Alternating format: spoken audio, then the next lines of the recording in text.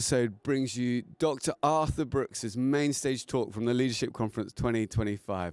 Professor Brooks is a Harvard expert, Harvard professor on leadership and happiness, a social scientist, behavioral scientist, and I hope you really enjoy this episode. Good morning. What a beautiful morning it is here in London because of all of you and because of what we are here to do, which is worship our Lord and share ideas in a spirit of sisterhood and brotherhood. What a source of inspiration this is to me, and I know it's to all of you. One round of applause one more time for our musicians.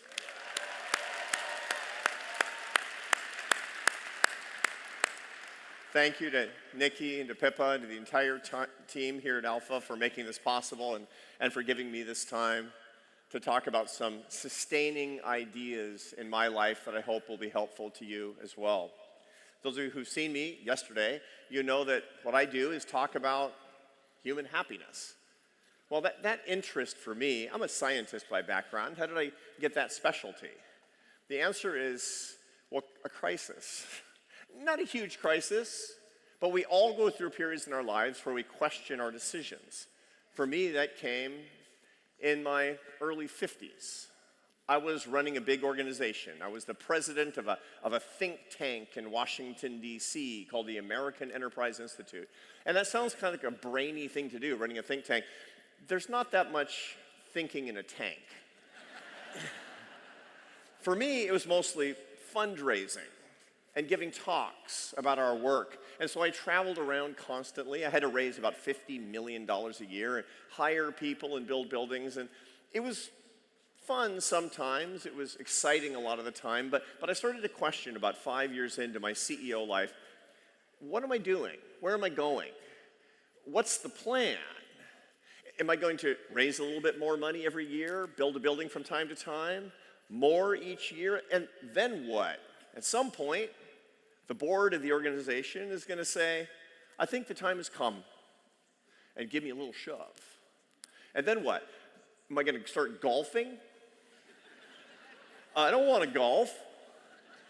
I don't have any hobbies at all. So what am I going to do? This was kind of an existential crisis, and I was praying about it a lot. I was talking about it a lot with my wife, Esther, and I didn't know quite what to do, how to plan out my life. Now, some of you as leaders, you might be thinking about this too. Whether you're 52 years old like I was at the time, or whether you're 32, what's your plan? What's the cadence? That's what I wanted to know. Well, one night I had an epiphany. I had an experience. Sometimes we have these experiences that really change our thinking. Happened to me on an airplane. I was flying like I always did, travel a lot for speaking. I was going from Los Angeles to Washington, D.C. That's a long flight, big country. It was dark because it was the evening flight. I did it a lot.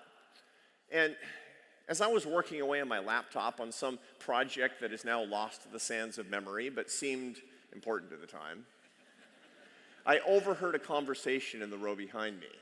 Now, I wasn't trying to eavesdrop. That would be indiscreet. But I have to tell you, as a behavioral scientist, my laboratory is overheard conversations. So if you're behind me in the Starbucks line telling your friend that somebody has broken your heart, keep your voice down. It could be my next book. So I was not trying to eavesdrop, but I was hearing this conversation. I could tell by their voices it was a man and a woman. I could tell by their voices that they were elderly, old even. And I kind of figured that it was a married couple, and you'll see why. His voice was sort of muffled. I couldn't quite make it out.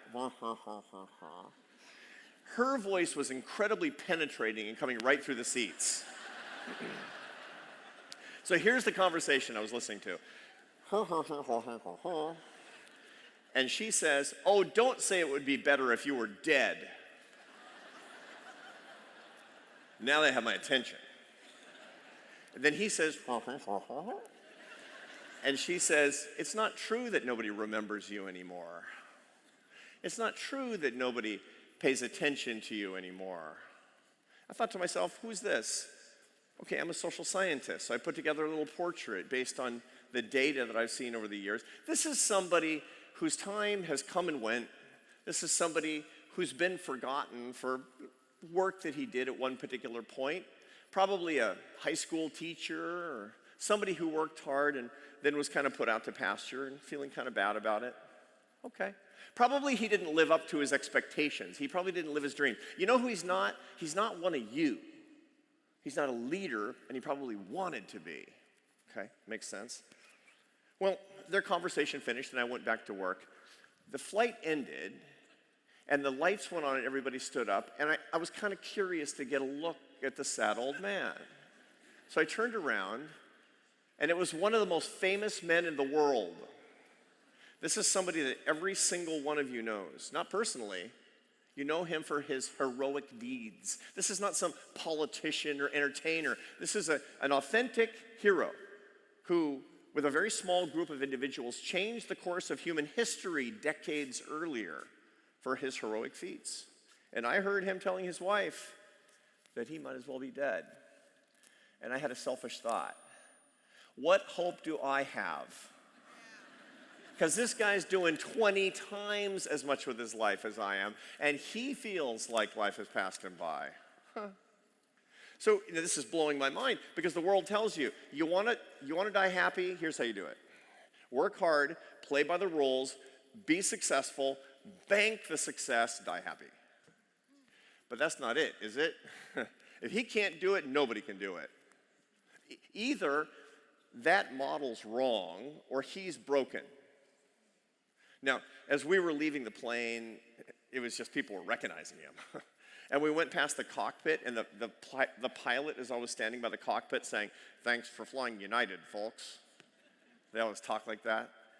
And he looked through me like a pane of glass, and he saw the hero right behind me, and he said, "Sir, I want you to know that you've been my hero since I was a little boy." and I turned around because I wanted to see his reaction. He's like, "Thank you." And I thought to myself, so which is the real one? This one or the one an hour ago? I saw two. And then I had this selfish thought again. How can I be this one and not that one? So I went home to my wife, Esther, and I said, "Honey, I had this experience." And she said, "Who was the guy in the plane?" And I told her, and she said, "Huh." And I said, "Yeah." And I said, "I don't want that." And she said, "So why don't you figure out a way to avoid it?" I said, "How?" And she said, "Don't you have a PhD? Why don't you use it for something useful?" Fair point. Fair point.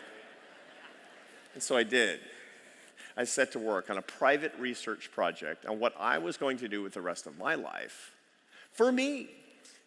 And I think I cracked the code. And I want to tell you about it as my Christian sisters and brothers.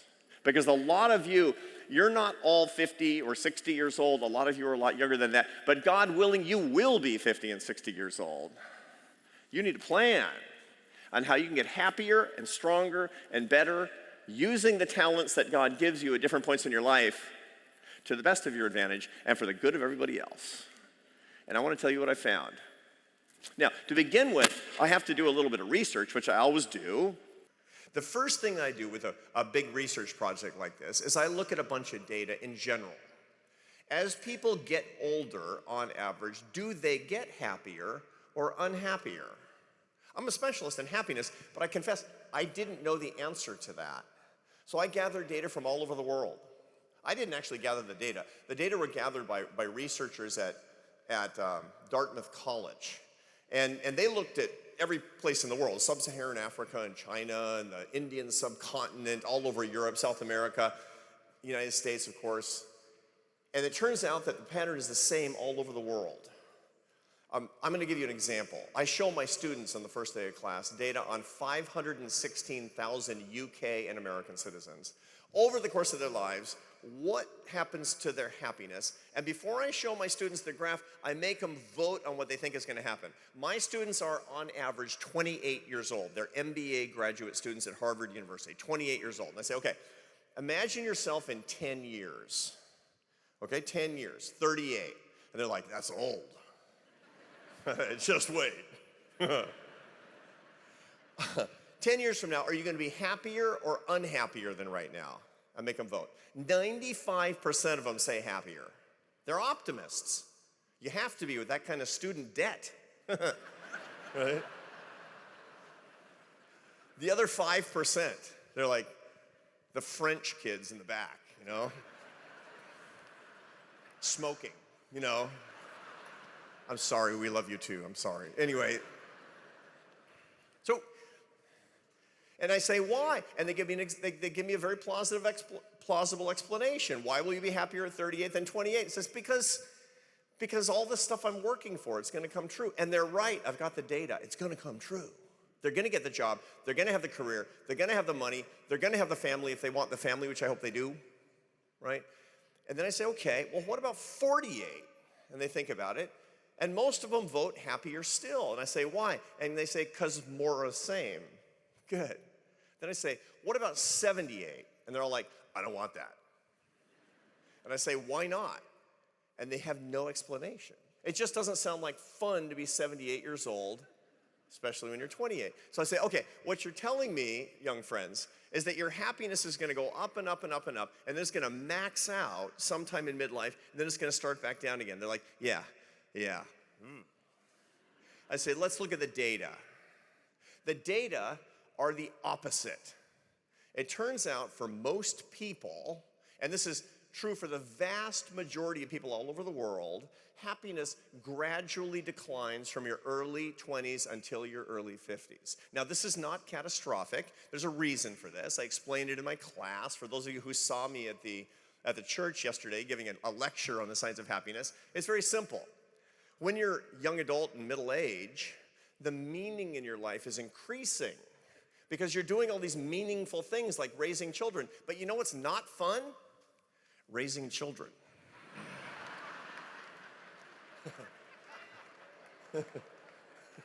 So,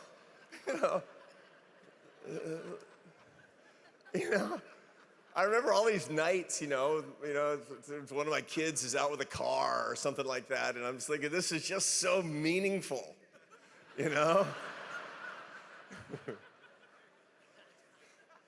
The enjoyment and the fun in your life, that's a short-term happiness play. And that, it's hard with the job and the mortgage and the kids and the pressure and the career and, But you're banking the meaning, and that really starts to come to pass, starting especially in your early 50s, because that's when they move out. and from your early 50s, most people from their early 50s all the way till about 70, happiness goes up. Happiness in life goes up. Almost everybody gets a renaissance in happiness from their early 50s until their late 60s or even their early 70s. But now the really interesting part starts, and this is my research. What happens after that? And the answer is the population breaks up into two groups, equal sizes, 50-50. Half keep getting happier. The other half start back down. Okay? I know, I'm going to take a wild guess, which group you want to be in. Right? So now I know what my research question is. What do I need to do in my 30s, 40s, 50s, and 60s to get on the upper branch in my 70s and 80s and as long as God gives me my marbles? What do I need to do? That's the research project. Now to begin with, here's an interesting thing. The people who are on the upper branch and the lower branch are not the people you think they are. The world tells you that to be happy when you're old, be successful when you're young. That's wrong. That's the opposite of the truth. There's a phenomenon in my business called the striver's curse. The striver's curse is the higher you fly, the harder it is to hit the ground.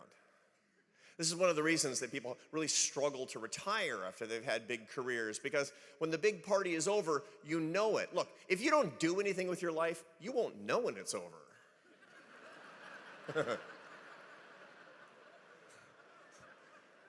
But sorry, strivers hurt the most. There's work from psychologists at the University of Texas at Austin, a married couple, Charles and Carol Holohan, and they do work on something called the burden of high achievement. They show that people who are identified as high achievers before the age of 20 struggle the most with regret after the age of 80. Why? Because if you're that person, and I'm talking about you, fellow strivers, you were identified as hard workers and good students and High achievers, yeah. And you got used to high achievement, and you got used to the worldly benefits. Stopping is hard. It's a terrible thing, as a matter of fact, unless you know how to do it. That's the reason that the people on the lower branch, the man on the plane, he's not an anomaly, he's the norm. That's when I started looking for the people who were the highest achievers who also got happier. What did they do differently? That's what I want to tell you about. But now, maybe I should give you some advice. Stop being strivers. Go be slackers. That's not useful advice because strivers are going to strive. The die is cast. There's nothing you can do. But what you can do is live differently now, like the minority of people who work as hard as they can, ambitiously, with fortitude and seriousness, and who spend the second half of their lives getting happier and not missing what they once had. So let me tell you the first thing. But really, it starts with a funny explanation for what was happening with the man on the plane. It turns out that when you look at the biographies of the greatest women and men through history, the people who've achieved the most, what you'll notice is that they usually don't die happy, even though that's not the emphasis in their biographies. No biographer wants to know that. They want to know the great things that they did. Let me give you an example from right here in London. Charles Darwin, arguably the greatest naturalist of the past 500 years. He's buried in Westminster Abbey. Go visit his grave. If you're a scientist like me, you'll venerate his grave and thank God for his work. He died a miserable man. Why? Well, because he was effectively the man on the plane. Charles Darwin was selected at the age of 22 to be the naturalist aboard a sailing ship called the Beagle, which he sailed all around the world looking for plant and animal specimens, 5 straight years. When he came back at the age of 27, tender age of 27, just like my students, he became overnight the most sensational, famous scientist in the world because he dropped an atomic intellectual bomb called the theory of natural selection that changed how people thought of the world. He loved that. He dined out on that. He wrote book after book. I'm sure he spoke right here at Royal Albert Hall to a packed crowd. He was also a Christian. He could have spoken here. But here's the problem. Something happened to him around the age of 50. Around the age of 50, his own field left him behind. It left him behind because he had launched a lot of scholarly careers in this new understanding of biology that were more mathematically sophisticated than he had the intellect to be able to handle. He couldn't read the research in his own field 25 years after he launched the field, and he could no longer participate in the science. He railed at that. He confessed his depression. He spent the last decades of his life writing work that he thought was derivative and fake, and died feeling like a charlatan, forgotten like the man on the plane. That's a common thing. So here's the question. My first question in my research is, why does this happen biologically? As a scientist, I want to know what's going on with the brain, and we know. We know. I have data on scientists and Nobel Prize-winning physicists, physiologists, and chemists. On average, they do the work that wins them the Nobel Prize at the age of 39. They win the prize decades later. They do the work at age 39. There's something magic about age 39 for innovative scientific work. As a matter of fact, for innovative work in every field, age 39 is a weird modality to it. The likelihood of doing Nobel Prize-winning science work at the age of 70 is the same as it is at age 20, 0% chance. I don't like that, but it's true. Now, why is that? I've looked in other fields as well. It turns out that anybody who uses their brains for their work, intellectual work, that's 100% of you.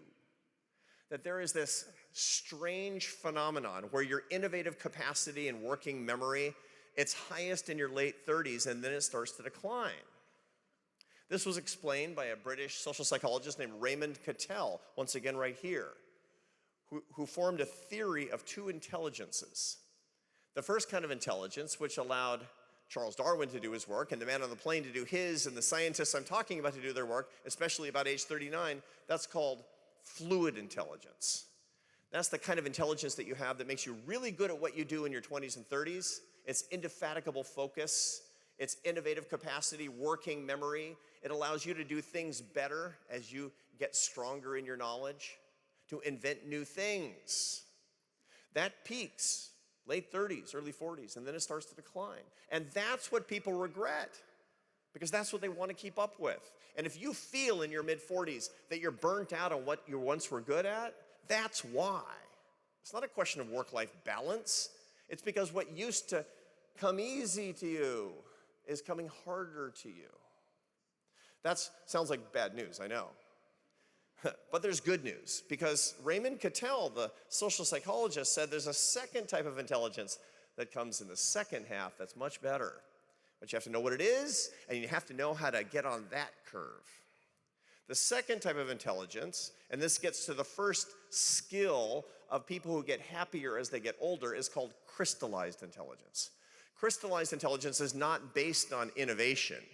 It's based on instruction. It's not based on what you're able to invent. It's based on all the things that you know and your ability to teach it to other people. Crystallized intelligence is pattern recognition. It's wisdom. And that increases through your 40s and your 50s and your 60s, and it stays high in your 70s and 80s and 90s. And as long as God gives you life, crystallized intelligence is your future. But you got to know how to use it. Successful, happy people, the minority of the strivers who get happier as they get older, they go from their fluid intelligence curve to their crystallized intelligence curve. They go from their innovator to their instructor. If they're lawyers, they're hardcore litigators, solving every case in their 20s and 30s. They're the managing partner, finding new talent in their 50s and 60s. If they're entrepreneurs, they do their startup at 30. They're venture capitalists at 60. There is an inner teacher inside you. Now, I found this myself doing this research. In my 30s, I was doing mathematical research so sophisticated, I can't read it today. That was my fluid intelligence. Today, I do this. I'm talking about neuroscience to 5,000 non-neuroscientists, and I bet you understand what I'm saying. Maybe you don't, and I'm just kind of hallucinating at this point, but I sort of suspect that it has to do with my teaching ability now. That's the important thing. So here's practice number one, fellow strivers, to get happier as you get older. What is your crystallized intelligence curve? What is your wisdom capacity? Who is your inner teacher? No matter what you're doing, go from the innovator to the instructor. And when you do that, you'll find the bliss that you've never had before, because of course, that's your sharing intelligence as well. Now, for clergy, that can be kind of easy, but not all of you are, and all of you are trying to do something as leaders, and maybe you've got that cowboy spirit because you planted a church and you did it on your own energy, and you want to get that energy back. You have to do it in a new way. Is the bottom line. That's crystallized intelligence. And that's practice number one. Go from one curve to the second. Okay, now, I'm going to give you two more, and they're a little bit shorter because I don't want to run out of time here. There's plenty to do in today's program, and I'm not the only speaker. They just told me that. Practice number two of people who get happier as they get older, they stop adding to their lives, and they start subtracting. For a long time, I used to travel to Taiwan a lot. Fascinating country. And every time I would go to Taiwan, I would have a state visit. I would sit down with the president of the country, and he would always say the same thing. Before you leave, you have to go to the National Palace Museum. The National Palace Museum of Taiwan is the greatest collection of Chinese art and artifacts in the world, bar none. It takes days to go through. It has artifacts from 8,000 years ago and contemporary art from today. Fascinating, wonderful. I never had time. Never had time. I know enough about museums to know that when you only have an hour, don't try to go to a museum and see everything. You'll just walk through as fast as you can. You'll remember nothing but the snack bar. So at one point in my 6th or 7th visit, I said, that's enough. And I hired a guide. Because this is how to see a museum when you don't have enough time. And here's what you say to the guide. Somebody who's really an expert. I have an hour and a half. I want you to show me 10 things and explain them to me in depth. That's all I want. I want to be an expert on 10 things by the time I leave. Your choice. This is a very good experience. So I hired a guide, and he did just that. Turns out he was not just an art historian. He was also a philosopher. He knew a lot about Chinese philosophy and Western philosophy as well. And we were looking at this relief of a sculpture of a Chinese village carved into a piece of jade, beautiful, characteristic, lovely. And I said, what is it about this that looks characteristically Chinese? He said, it's the philosophy of the artist. I said, oh, tell me more. He said, you Americans, you have a particular philosophy of art. I said, really? He said, I said, explain, please. And he asked me a question. When I say a work of art yet to be started, what image pops into your head? I said, an empty canvas. He said, correct. Because you Westerners think of art that starts from nothing, immaculately conceived, and comes into being with the art. When you tell me a work of art yet to be started, I think of a block of jade that hasn't been carved because the work of art is inside the block of jade, and you need to take away the parts of the art that aren't the art. So art is taking away for us. It's adding for you. Interesting point. And then he said something that blew my mind. He said, that's a philosophy of life. Now I wanted more. He said, you Americans, here we go. It's always like this, you know. He said, you Americans, you think that more is better, and to get happier, you need to have more stuff. More what? More cars, more boats, more houses, more clothes, more space, more relationships, more prestige, more money, more power, more pleasure, more fame, more Instagram followers, whatever, right? He says, but that's wrong. He said, that's like adding more brushstrokes. And if you're a striver, if you're a successful person by about age 45, your canvas is full. More brushstrokes, it gets darker and worse, not better. You see this all the time. So do I. I have friends in their 70s, and they'll say something like, I think I'd be a lot happier if I had a boat. I got data on boats. You know? You're gonna be happy one day with that boat. It's the day you sell it. You know? Yeah. But we think that way because of the philosophy, right? And my guide said, the philosophy that truly brings happiness as you get older is you have to chip away at the block of jade until you find the beautiful work of art that is truly you on your last day. That's the goal, right? But of course, that's our goal too, fellow Christians. Chip away the detritus of your pride. Chip away what it means to the outside world for you to be you in your worldly identity. On your last day, you're the true you, naked before the Lord. That's what we want, right? But that's also the secret to happiness for people as they get older. There's a cosmic truth to this as well. This is the second secret of people who get happier as they get older, that they start chipping away. So here's a question for you. This year, no matter who you are, because get started on this earlier, I recommend, even if you're not in the middle of your life. Not what are you going to do this year, not what's on your bucket list, what's on your reverse bucket list. What are you going to write down that's attaching you to this world that you're going to cross out rebelliously? That's a beautiful thing to do. You will be free. Here's one thing I recommend, by the way. You know, 1 in 6 Americans is not talking to a family member today because of politics. Not all of you are in that situation, but some of you probably are, whether you're in the United States or whatever country that you're from, because it's hot out there politically. You know what I put on my reverse bucket list to chip away this year? Because I just had a big birthday. It had a 0 on it. Yeah, and it wasn't obviously 50. Equally, obviously, I hope not 70. So now you know. You know what I put on my reverse bucket list that I wanted to chip away? I put my 8 strongest political opinions. You know, I need fewer political opinions because I need more friends. Yeah. That's how you stand up to the man. That's how you rebel against the media and political establishment complex that wants you to hate people because of a difference of political opinion. No. That's not the right way to go. Remember, we have a very distinct teaching on this, my friends. You want to know how to chip away? You've heard that you should Love your friends and hate your enemies. But today I give you a new teaching. Love your enemies. Pray for those who persecute you. Chip away at the hatreds of the world, and you'll be free.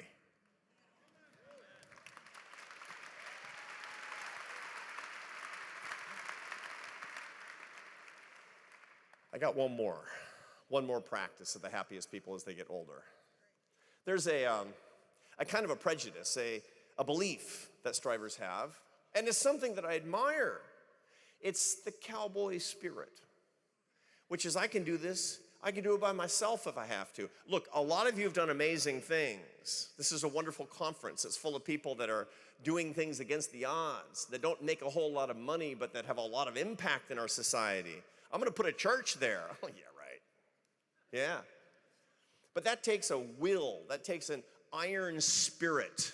That takes an understanding of who you are as an individual. And I very much admire that. I very much admire that. If you're entrepreneurs. And the only wish that I have is that if you're not from the United States, that you would come live in the United States. Because that's what my country needs. More of that. But there's a dark side to that mentality. There's a dark side of that mentality, which is that you see yourself strong and reliable, kind of like a tree, as a matter of fact. You know, trees, you can take shade under them. King David elegizes the righteous man in the first psalm. He's like a tree planted by streams of water that prospers in all that he does and does not wither. Yeah, no matter how bad it is, you're not withering. I got it. I was actually using that metaphor for the striver and the individualist at one point. I was in Colorado, Aspen, Colorado, giving a big talk. And I was using the aspen tree as an example of something lone and solitary with this strength of individual spirit. After my speech, somebody came up from the audience and he said, "I'm a botanist." I said, "Great. Great." He said, "That was a bad metaphor." And I said, "Why? What do you mean? Why was that a bad metaphor?" He says, "Because you may or not be aware," obviously it was not, that aspen trees live in groves, and every grove of aspen trees is one plant. It's a common root system. It's an illusion. This individual tree coming out of the root system, it's an illusion of an individual. It isn't.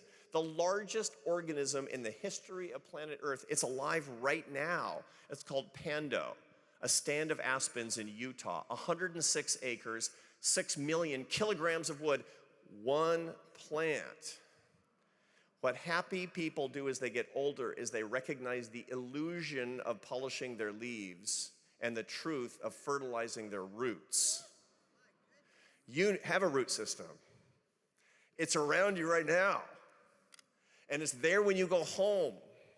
And as you look out into the congregation of the church that you started or belong to, that's your root system. Get after it.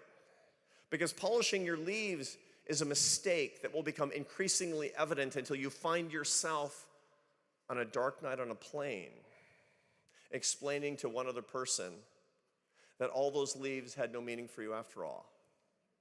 This is what you need to remember, and this is what we so often forget, isn't it? That we aren't all alone, that this is the nature of the common adventure that we're having on earth together. This is the reason that we have the community that we have, because they are you and you are them.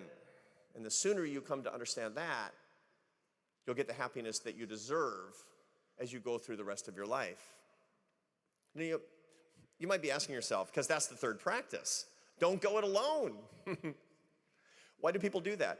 As a matter of fact, why do people do all the things that I've been talking about? Why don't people recognize their crystallized intelligence curve and try to stay on the first curve? Why do people keep adding as opposed to subtracting? Why do people keep polishing their leaves? Your grandma would have told you this is obvious. But you forget that, don't you? I interviewed a lot of people as I was doing my research. This is coming from a book that I wrote in 2022 called From Strength to Strength. And I always do a lot of interviews when I'm doing this research. And, I was talking to one woman just my age on Wall Street, incredibly successful, billionaire, one of the most successful people in finance. And when you teach happiness at Harvard and you go talk to people, they treat you like a psychiatrist, which is a mistake in my case. And she said to me after I told her about the research, because I wanted to know about her practices, how she could get happier as she get older, she said, "It's hopeless. I'm so unhappy, just my age, late 50s at the time. I'm so unhappy. And I said, talk to me. What's wrong? She said, well, it's the same old story. You know, I did one thing. I worked hard, founded this firm. I got everything I always wanted, but I don't have what I really want. I used to be a Christian. You know, I married my husband, and I loved him, and now we're roommates. My kids, growing up, we're cordial. I don't really have any friends. I have deal friends, not real friends. I don't really think I'm taking care of my body very well. I think I drink too much. What should I do, Professor? I said, sister, you just wrote your own prescription. Do the things you just said. Go away with your husband, get to know him, get back into church, get to know your kids, step away from your firm, go to the doctor, get into AA. Right? And she says, yeah, I've always known that. And I said, so why didn't you do it? She thought about it. And she said, I guess I've always chosen to be special rather than happy. Boom. Because me too. And a lot of you too. I'm spouting common sense up here, my friends. No surprises. How many of you have chosen specialness over happiness? God doesn't want your specialness. See, here's the thing. You want people to follow you? You want to be a missionary? It's happiness. That's the model. People want the inner peace that you can find from the things that I'm talking about. You have an ethical obligation as an evangelical Christian person. Evangelical in the broadest sense, notwithstanding your denomination. To be the happiest person that you can possibly be, because that's winsome, because that's attractive, because that's magnetic.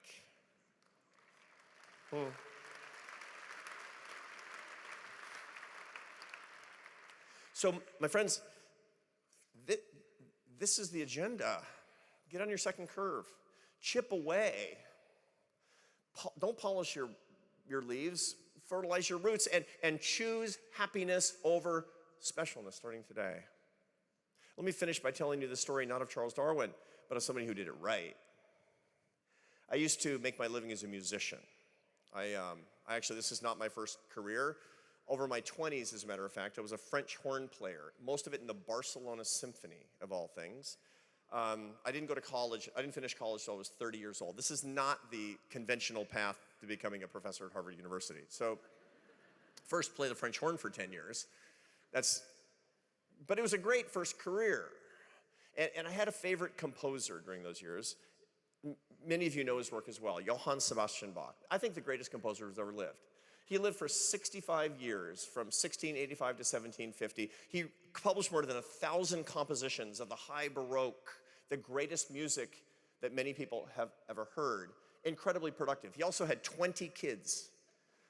That's productive. As a Catholic, I approve, right? But here's the thing. Here's the thing about Bach. Bach was the man until he was about 50 years old. Bach was just like Darwin. He was the most important composer of the high Baroque. Princes sought him out for commissions, world famous as far as the world went in those days. But then something happened when he was 50 years old. He was overtaken by musical styles. It was his own son, Carl Philipp Emanuel Bach, who actually changed musical styles, and it passed his father by. A new style called the classical style took over, and Johann Sebastian Bach couldn't keep up. He couldn't write in the new style, and nobody wanted to hear his music anymore. Baroque music, it was like disco. Nobody wanted to hear it. Like, yeah, that old stuff, right? So what did he do? He could have railed at the heavens. He could have lost his faith. He could have said, it's not fair, but he didn't. You know what he did? Bach did. He completely changed his career. He went from being primarily a composer to being the greatest teacher of his generation, teaching the techniques of the high Baroque and organ and choir music, and a job that he took. He was a lot less famous, made less money, but became beloved. He doubled down on his relationships. He chipped away the fame that had weighed him down to find what would actually lift him and other people up. He tripled down on his faith. He was asked near the end of his life, why are you a composer? by a biographer now lost to history. And his answer was this: the aim and final end of all music is nothing less than the glorification of God and the refreshment of the soul. Not bad, not bad. What would you say if somebody asked you what you do? I hope it's good like that, because that really makes the difference. He finished every one of his pieces at the end giving glory to God. On his last day, he was working on a textbook called The Art of Fugue. Nobody would ever hear it, he thought, but maybe some students would learn about these old technical styles. It was a gift to future generations. He stopped in the middle of a measure because he passed away. And his own son, who had supplanted him as a composer, he wrote in the margins of that score, "At this moment, the composer put down his pencil and died." Strong finish. Today, that music, he had no idea. It was rediscovered 100 years later. And today, that music is played in concerts. I've played it myself. Imagine writing a textbook in accounting so beautiful that people read it as literature. That's Bach. How did Bach cope with the loss of his fame, with the loss of his prestige? How did he cope with the loss of his fluid intelligence curve? By doing all the things that I'm talking about, by getting on the second curve, by chipping away what didn't matter, by doubling down on his root system, by choosing to be happy over being special. And as such, he went from strength to strength in his life. That's what you deserve. That's what the world needs from you. That's the example we need to give. And if you want to, you can. I hope that this lesson, it pervades you no matter where you are in life, whether you're 30 or 40 or 60 like me. You truly can go from strength to strength. And in so doing, you can glorify God and refresh the soul of others. God bless you and thank you. The Thread podcast is brought to you by Alpha, the home of curiosity, conversations, and exploring the Christian faith together. If you know someone who's curious about faith, Alpha might just be the space for them. Why not visit alpha.org or follow us on Instagram and share an invite to a course near you?